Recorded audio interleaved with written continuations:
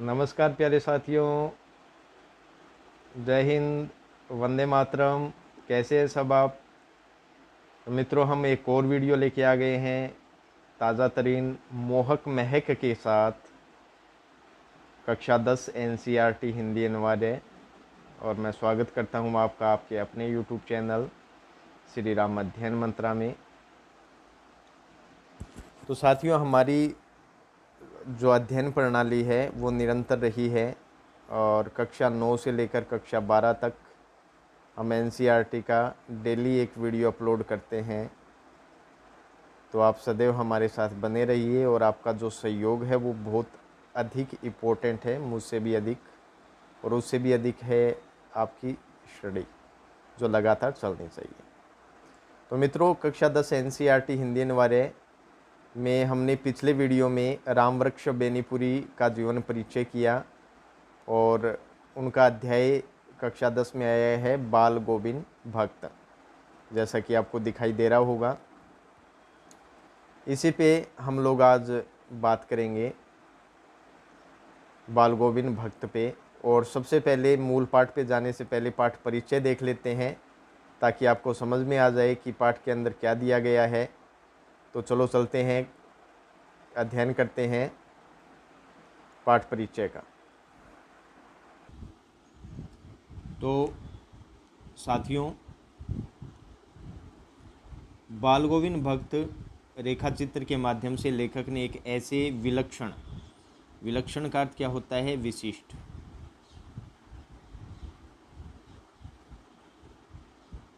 चरित्र का उद्घाटन किया है जो मनुष्यता, लोक संस्कृति और सामूहिक चेतना का प्रतीक है। तो मित्रों, इसमें एक तो ये आया है कि रेखा चित्र क्या होता है। देखो साथियों, जिस प्रकार एक चित्रकार रेखाओं के माध्यम से एक चित्र बना देता है, हालांकि जैसे भालू का चित्र बना रहे हैं, भालू हमारे पास नहीं है, लेकिन चित्र के माध्यम से वो सजीव सा लगता है। उसी प्रकार लेखक भी क्या करता है कि अपने शब्दों के द्वारा ऐसा वर्णन करता है कि वो व्यक्ति या कोई भी वस्तु है वो हमारे सामने आकर उपस्थित हो जाती है। जैसे आप आंख बंद कर लीजिए, मैं आपको कहता हूँ कि सामने से एक बुढ़िया आ रही है, उसके हाथ में डंडा है, पीठ उसकी झुकी हुई है, वो झुके हुए चलती आ रही है और उसकी जो गर्दन है वो ऐसे हिल रही है मानो कि खेत में रखे हुए डंडे पे उल्टी हंडी जब रख देते हैं, घड़ा रख देते हैं उल्टा, उस प्रकार उसकी गर्दन हिल रही है। एक पाँव में चंपल नहीं है, मैली कुचली धोती है। तो वो बुढ़िया आपको दिखाई दे रही होगी। वही क्या होता है? शब्द चित्र कह लीजिए, रेखा चित्र कह लीजिए, ठीक है। वेशभूषा या बाह्य अनुष्ठानों से कोई सन्यासी नहीं होता। देखो, एक तो वेशभूषा धारण करते हैं, भगवा धारण कर लिया, माला ले ली, टोपी पहन ली। बाह्य अनुष्ठान मतलब यज्ञ करना, व्रत करना, तो उससे कोई सन्यासी नहीं होता है कभी भी। सन्यास का आधार जीवन के मानवीय सरोकार होते हैं। मानवीय सरोकार मतलब जो मनुष्यता के लिए जो कुछ किया जाए, वो ही क्या होता है? सन्यास का आधार होता है, जो मनुष्यता के लिए बने हुए हैं। बाल गोविंद भक्त इसी आधार पर लेखक को सन्यासी लगते हैं। यह पाठ सामाजिक रूढ़ियों पर भी प्रहार करता है, ये बात इंपॉर्टेंट है, ये याद रखना आप। यह पाठ सामाजिक रूढ़ियों पर भी क्या करता है? प्रहार करता है, जो समाज में रूढ़ियाँ चली आ रही हैं। इस रेखा चित्र की एक विशेषता यह है कि बाल गोविंद भक्त के माध्यम से ग्रामीण जीवन की सजीव झांकी देखने को मिलती है। तो ये एक बात तो ये आपको याद रखनी है। 2 नंबर ये याद रखनी है कि इस पाठ के माध्यम से लेखक बताना क्या चाहता है, वो आपको देखना होगा। जो पुरानी परंपराएं जो चली आ रही है ना, जो कुरीतियां हैं समाज की, उसके बारे में बताया गया और एक सामाजिक जीवन कैसा होता है, ग्रामीण जीवन कैसा होता है, उसका समाज कैसा होता है, उसके बारे में बताया गया है। तो चलो चलते हैं मूल पाठ पे।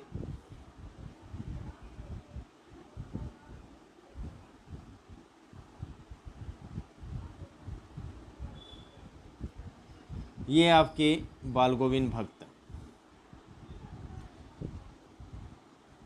बाल गोविंद भक्त मंझोले कद के गोरे चिट्टे आदमी थे। अब आपको दिखाई दे रहा होगा, देखो मंझोले का अर्थ क्या होता है, न ज़्यादा लंबा न ज़्यादा छोटा, मतलब मध्यम आकार का, उनकी लंबाई मध्यम आकार की थी, कद लंबाई हो जाएगा। गोरे चिट्टे आदमी थे, गोरे चिट्टे मतलब एकदम गोरे, शायद फेयर एंड लवली लगाते हो। उम्र उनकी 60 से अधिक थी। ये छोटी छोटी बातें आपको याद रखना है। कल को मान लीजिए एग्ज़ाम में पैटर्न बदल दिया जाए और वो कई बहुविकल्पी क्वेश्चन आएंगे, तो आपको ये चीज़ ऑब्जेक्टिव टाइप क्वेश्चन आएंगे, तो अब पूछ लिया जाए कि बाल गोविंद भक्त की आयु कितनी थी, तो उसमें दिया रहेगा 50 से ऊपर, 40 से ऊपर, 60 से ऊपर, 70 से ऊपर, तो आपको क्या करना है 60 से ऊपर, और टिक, मज़ा आ गया, ये चीज़ हो जाएगी। ठीक है, तो ये चीज़ें छोटी छोटी आपको ध्यान में रखनी है। बाल पक गए हैं, बाल पकना 2-3 अर्थ होती हैं। मुहावरे में देखें तो अनुभव होना, लेकिन यहाँ अर्थ क्या हो जाएगा, यहाँ अर्थ हो जाएगा बालों का सफ़ेद होना, बाल सफ़ेद होना। क्या अर्थ हो जाएगा, बाल सफ़ेद होना। लंबी दाढ़ी या जटाजूट तो नहीं रखते थे। अच्छा, जटाजूट क्या होता है, वही क्या, घने रेस में काले बाल, वेश मोलने किया कमाल। देखो जटाजूट होता है घने और लंबे बाल। क्या होता है, घने और लंबे बाल।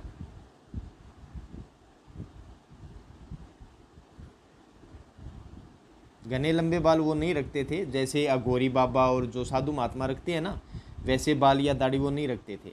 हाँ, किंतु हमेशा उनका चेहरा सफ़ेद बालों से ही जगमग किए रहता।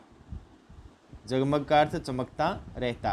कपड़े बिल्कुल कम पहनते, कमर में एक लंगोटी मात्र और सिर पर कबीर पंथियों की सी कनपटी टोपी। अच्छा, कबीर पंथी, कबीर पंथ को मानने वाले, और कनपटी टोपी, देखो ऐसी टोपी जो कानों के ऊपर से क्या हो, खुली हो, वो कनपटी टोपी कहलाती है। जब जाड़ा आता एक काली कमली, कमली का अर्थ होता है कंबल, जिसे हम खेसला बोल देते हैं, क्योंकि पतली का बोला है, तो ऊपर से ओढ़े रहते, मस्तक पर हमेशा चमकता हुआ रामानंदी चंदन। रामानंदी, देखो एक संत हुए रामानंद, जिन्होंने उत्तर भारत में वैष्णव भक्ति को फैलाया, तो वो रामानंद है, तो रामानंद को मानने वाले रामानंदी कहलाए। और रामानंदी में जिस टीके का प्रयोग किया जाता है, वो चंदन का टीका वो लगाते थे, जो नाक के एक छोर से ही, छोर का मतलब सिरा, औरतों के टीके की तरह शुरू होता, और गले में तुलसी की जड़ों की एक बेडोल माला बांधे रहते। बेडोल का अर्थ क्या होता है, जो सुंदर न हो, लाग्यो डोल तेरो, वही वाला।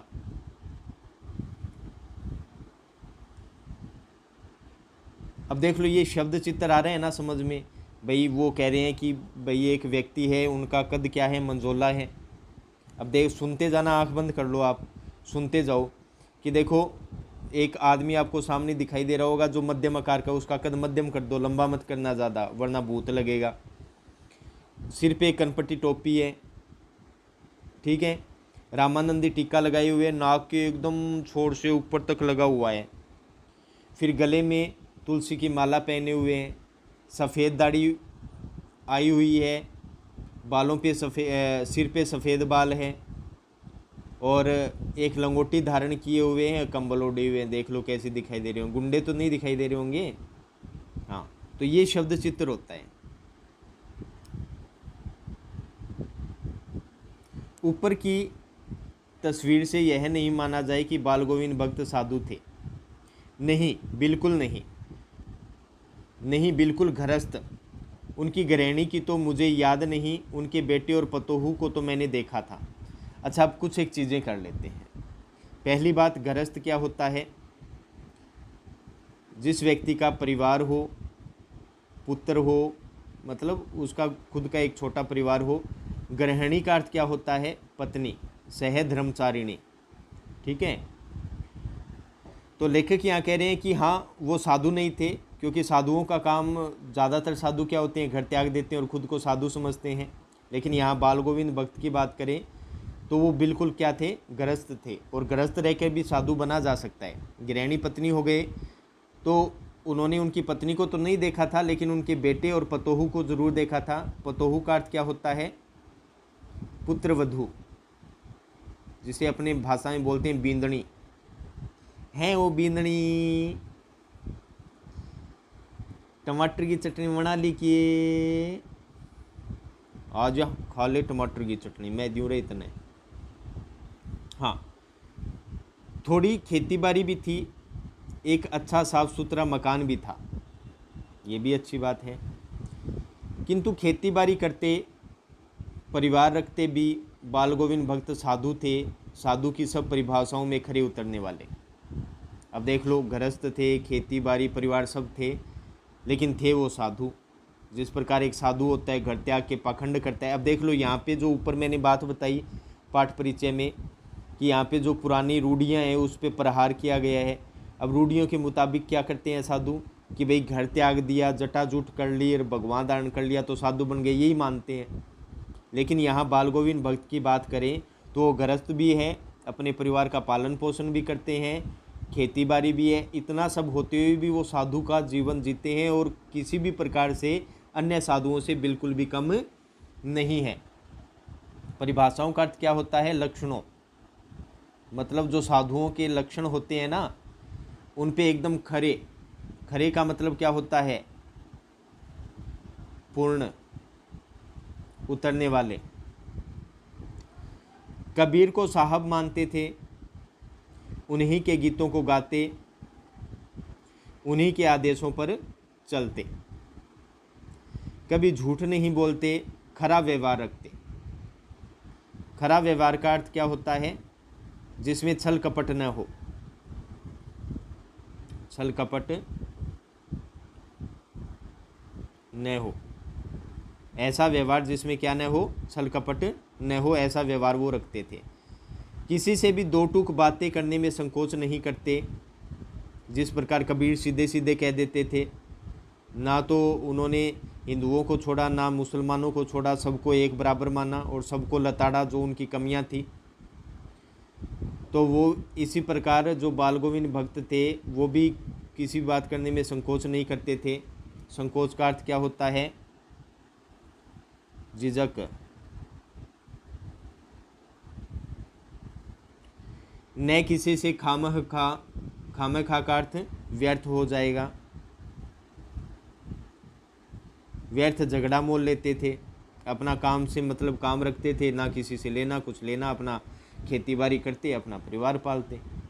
अब मित्रों, एक क्वेश्चन आपसे पूछा जा सकता है कि बाल गोविंद भक्त है, उसके चरित्र की क्या क्या विशेषताएं हैं। तब आपको ये चीज़ें बतानी पड़ेगी। दो ठूक बातें करने में संकोच नहीं करते थे, झूठ नहीं बोलते थे, खरा व्यवहार रखते थे, किसी से झगड़ा मोल नहीं लेते थे। तो ऐसे ये प्रश्न का आपको जवाब देना पड़ेगा। तो आप पूरी बारीकी से इसे पढ़िए, ध्यान दीजिए अच्छे से। फिर आगे, किसी की चीज़ नहीं छूते, न बिना पूछे व्यवहार में लाते, न इस नियम को कभी कभी इतनी बारीकी तक ले जाते कि लोगों को कौतूहल होता। कुतूहल का अर्थ क्या होता है मित्रों, आश्चर्य। लोगों को क्या होने लग जाता, आश्चर्य होने लग जाता। आजकल तो किसी का मोबाइल भी हाथ लगा ले तो धड़कने ऊपर हो जाती है 140 से ऊपर, डमाडम डमाडम डमाडम। कभी वह दूसरे के खेत में सोच के लिए भी नहीं बैठते। सोच का अर्थ क्या होता है, मल त्याग करना या दैनिक जो दिनचर्या होती है। वह गृहस्थ थे, लेकिन उनकी सब चीज़ें साहब की थी। अब साहब वो किसको कहते थे, कबीर को साहब कहते थे, ऊपर आ गया है। जो कुछ खेत में पैदा होता, सिर पर लाद कर पहले तो उसे साहब के दरबार में ले जाते, जो उनके घर से 4 कोस दूर पर था। अब ये याद रखना, जो साहब का दरबार था वो बाल गोविंद भक्त के घर से कितना दूर था, 4 कोस दूर था। एक कबीरपंथी मठ से मतलब, अर्थात वो एक क्या था, कबीरपंथी मठ, अर्थात कबीर को मानने वाले जो लोग हैं उनके लिए एक मठ तैयार किया गया था, अर्थात एक प्रकार का मंदिर। और जो आपके बाल गोविंद भक्त हैं वो उनको क्या कहा करते थे, दरबार कहा करते थे। वह दरबार में भेंट रूप रख लिया जाकर प्रसाद रूप में जो उन्हें मिलता उसे घर लाते और उसी से गुजर करते। अब देखो अर्थात होता क्या कि बाल गोविंद भक्त के खेत में जो भी कोई अनाज होता, कुछ भी होता, तो सबसे पहले क्या करते, जितना भी अनाज होता उसे लाद कर कहाँ ले जाते, कबीरपंथ या जो मठ है वहाँ मंदिर में ले जाते और वहाँ रख देते। और वहाँ से जो भी कुछ प्रसाद रूप में मिलता, मतलब कृपा के रूप में जो मिलता, वो वापस ले आते और उसी से घर चलाते और अपना गुजर बसर करते। बस यही है सीधी सी बात। इन सब के ऊपर मैं तो मुग्ध था। मुग्ध का अर्थ क्या होता है, मोहित। मुग्ध का अर्थ होता है मोहित। उनके मधुर गान पर जो सदा सर्वदा ही सुनने को मिलते, कबीर के वे सीधे साधे पद जो उनके कंठ से निकलकर सजीव हो उठते थे। सजीव का अर्थ जीवित होता है। आषाढ़ की रिमझिम है, समूचा गांव खेतों में उतर पड़ा है। देखो आषाढ़ हिंदी में एक महीना होता है, वैसे आप कह सकते हो वर्षा ऋतु का महीना। देखो वर्षा ऋतु के 4 महीने होते हैं। देखो जेठ के बाद साढ़, सावन, भाद्रपद, आसोज, ये जो 4 महीने होते हैं जिसे चौमासा कहते हैं, ये वर्षा ऋतु के महीने होते हैं। उसी में से आषाढ़ एक है। आप कह सकते हैं जून जुलाई का महीना जो होता है वो आषाढ़ का होता है, जो अभी गया और अभी श्रावण चल रहा है। आज श्रावण की द्वादशी है जब वीडियो बन रहा है, कृष्ण पक्ष चल रहा है। अब भाई बारिश होगी तो लोग तो खेतों में तो अनाज बोएंगे और समूचा गांव क्या हो जाता है, खेतों में उमड़ पड़ता है। जैसे आप अपने यहाँ देख लीजिए, सभी लोग अब गांव सुबह से शाम तक खेतों में रहते हैं, अपना अनाज उगाते हैं, रखवाली करते हैं। वही चीज़ अब बाल गोविंद भक्त भी कर रहे हैं। कहीं हल चल रहे हैं, कहीं रोपनी हो रही है। रोपनी का अर्थ जानते हो कि रोपनी, चावल के जो पौधे नहीं होते क्या, या चावल के ही क्यों, पौधों को खेत में लगाना, पौधों को खेत में लगाना। और आपको पता ही है चावल के पौधे ही खेतों में लगाए जाते हैं, उसे ही रोपनी कहते हैं, रोपना। ठीक है। धान का अर्थ क्या होता है, देखो धान का अर्थ यहाँ आ भी गया, चावल। धान की खेती मतलब चावल की खेती। आप पढ़ते होंगे ये SS, तो आपको समझ में आ जाएगा। ठीक है। तो धान के पानी भरे खेतों में बच्चे उछल रहे हैं, औरतें कलेवा लेकर, कलेवा का अर्थ क्या होता है, नाश्ता पानी। क्या होता है, नाश्ता पानी, भोजन होता है ना भाई। अपने खेत में चले जाते हैं, आपको याद भी होगा, तो खेत में चले जाते हैं, दोपहर तक वहीं रहते हैं और फिर दोपहर को मम्मी जी या घर का कोई सदस्य आता है, ऐसे मतलब सिर पे उठाकर वो भोजन लेके आते हैं, लस्सी, लहसुन की चटनी। वाह, मुंह में पानी तो नहीं आ रहा ना। अच्छा ठीक है। मेड़ का अर्थ क्या होता है, मेड़ देखो साथियों, ये जैसे मान के चलो ये खेत है, ये एक खेत हो गया, 2 खेत, 3 खेत, ये 4 खेत हो गए।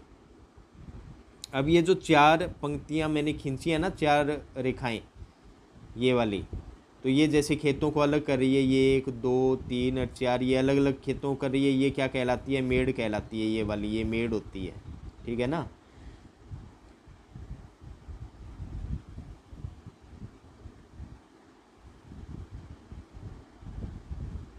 नेक्स्ट,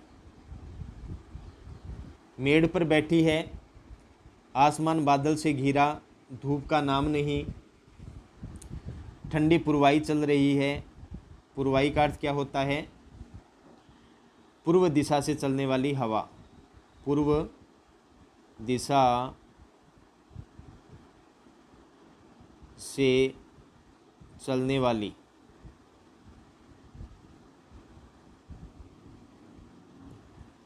बरसाती हवा। सावन का महीना पवन करे शोर, ठीक है ना, वही। ऐसे ही समय आपके कानों में एक स्वर तरंग झंकार सी कर उठी। स्वर तरंग का अर्थ क्या होता है?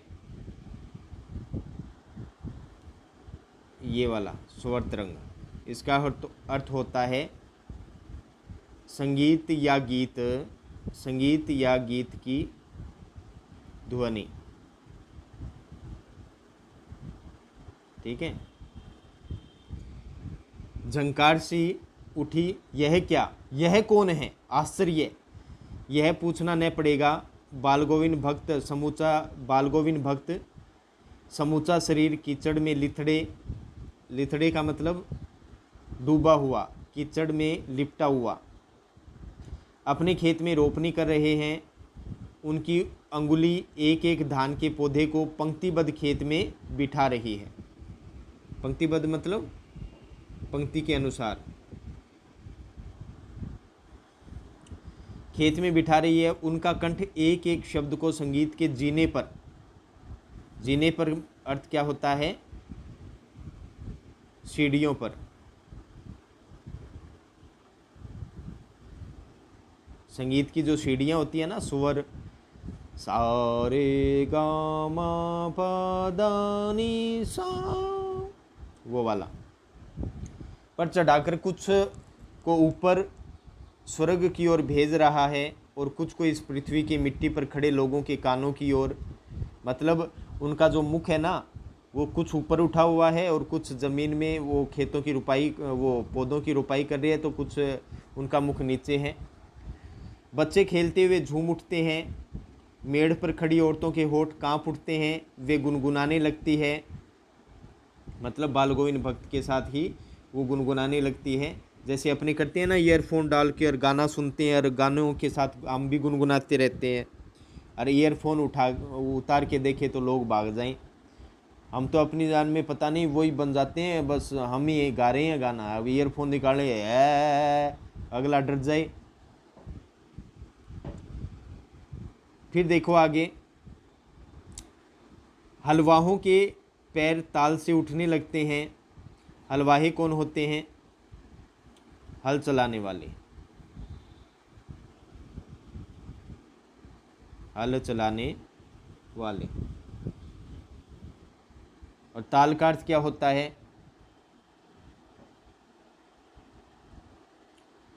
ताल का अर्थ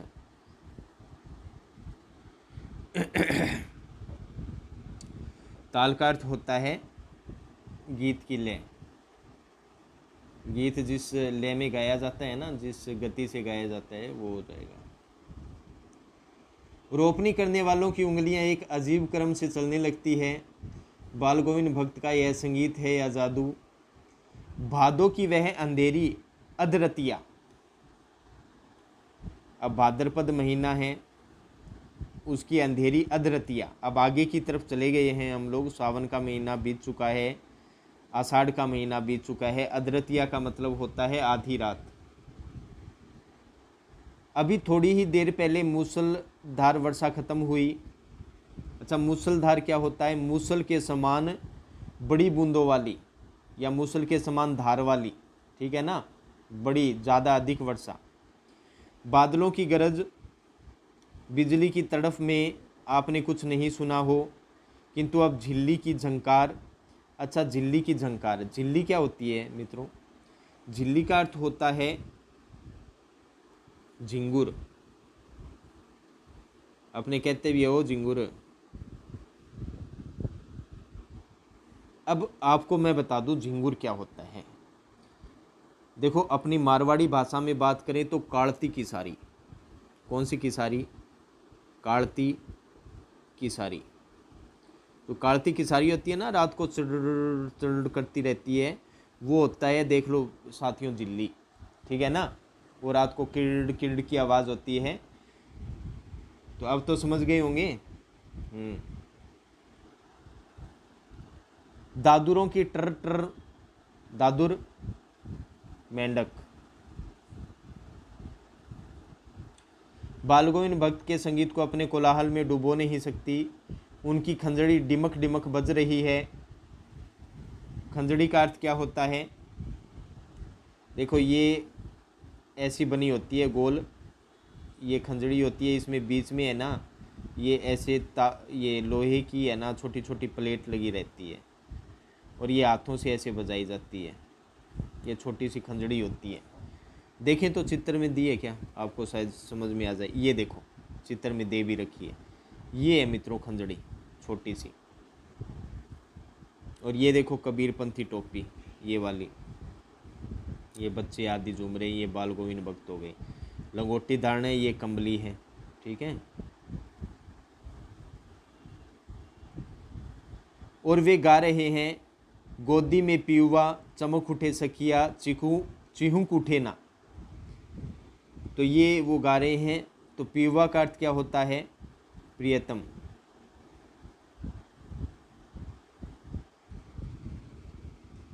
चमक उठना, चौंक जाना, चिहुक उठे ना। ठीक है ना। हाँ, पिया तो गोद में ही है, किंतु वह समझती है वह अकेली है। चमक उठती है, चिहुक उठती है।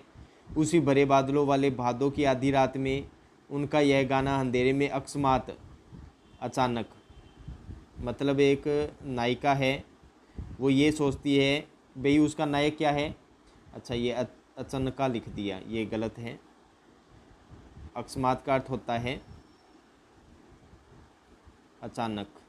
ठीक है, ये हो जाएगा। तो एक नायिका है, उसका नायक बाहर गया हुआ है और भाद्रपद की वर्षा हो रही है, बादलों में बिजली कड़क रही है। वो सोचती है प्रियतम पास में ही है, लेकिन जैसे ही बिजली चमकती है तो वो खुद चमक जाती है, चौंक उठती है और देखती है तो प्रियतम पास नहीं होता। तो यहाँ आगे देखते हैं, गाना अंधेरे में अकस्मात कौंध उठने वाली बिजली की तरह किसे न चौंका देता। अरे अब सारा संसार निस्तब्धता। निस्तब्धता का अर्थ क्या होता है? खामोशी। मतलब बाल गोविंद भक्त है, उसका जो गीत है वो क्या कर देता है? नायिका को चौंकने पे मजबूर कर देता है और हर किसी को चौंका देता है। बाल गोविंद भक्त का संगीत जगा रहा है। तेरी गठरी में लागा चोर, मुसाफिर जाग जरा। भाई रात्रि का है तो मुसाफिर का अर्थ यात्री हो गया। तो ये 2-3 संगीत, एक तो ऊपर आ गया, ये दूसरा गीत है उनका। कार्तिक आया नहीं कि बाल गोविंद भक्त की प्रभातियाँ शुरू हुई।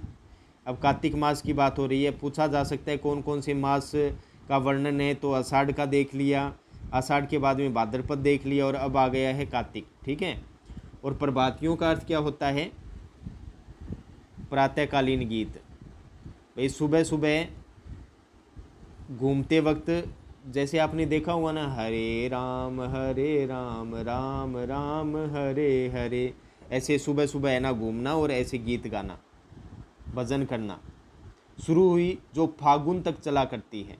कहाँ तक चला करती है? कार्तिक से फागुन तक, चैत्र मास तक। चैत्र में मतलब फागुन तक आता है, फागुन चैत्र से पहले आता है, तो चला करती है। इन दिनों वह सवेरे ही। तो साथियों आज यहाँ तक ही हम लोग करेंगे। जो नेक्स्ट चैप्टर का पार्ट बचा है वो हम लोग देखेंगे नेक्स्ट वीडियो में। यहाँ तक आपको उम्मीद है अच्छे से शब्द समझ में आए होंगे, वाक्य समझ में आए होंगे, 5-6 क्वेश्चन बताए हैं वो समझ में आए होंगे, और बाल गोविंद भक्त स्वयं आपको समझ में आए होंगे, उनकी वेशभूषा समझ में आई होगी। अगर कुछ समझ में नहीं आता है तो आप बेझिझक कमेंट बॉक्स में कमेंट कर सकते हैं और पूछ सकते हैं। तो मित्रों मिलते हैं नेक्स्ट वीडियो में, तब तक के लिए श्री राम अध्ययन मंत्रा को विदा दीजिए। जय हिंद, वंदे मातरम साथियों।